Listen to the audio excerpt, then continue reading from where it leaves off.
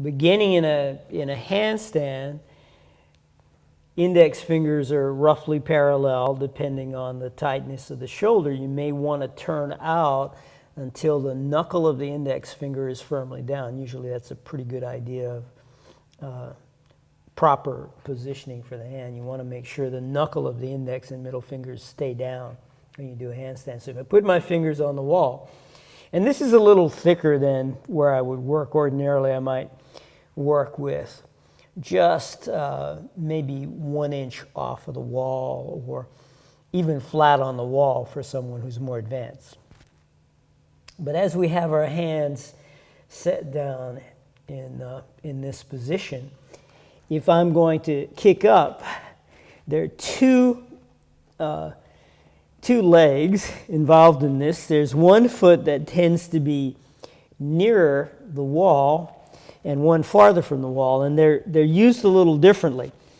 The foot that's closest to the wall, if I get too close to the wall, then when I push, my hips tend to go straight up and not into the wall, so it gets hard to get your hips over your arms. So it's usually better to move your foot back, in this case my left foot, so that the heel is raised slightly from the floor. Whenever the heel is flat on the floor, that's usually too close.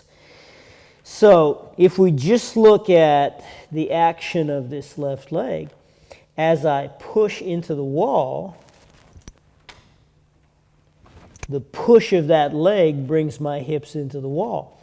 For the other leg, the right leg, as I swing, I can still push off of that left leg, but the idea is the right foot never pushes, never touches the floor.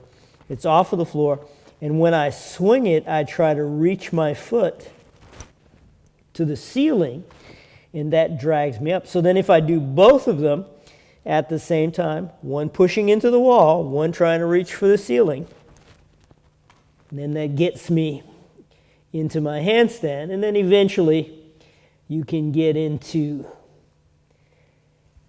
balance.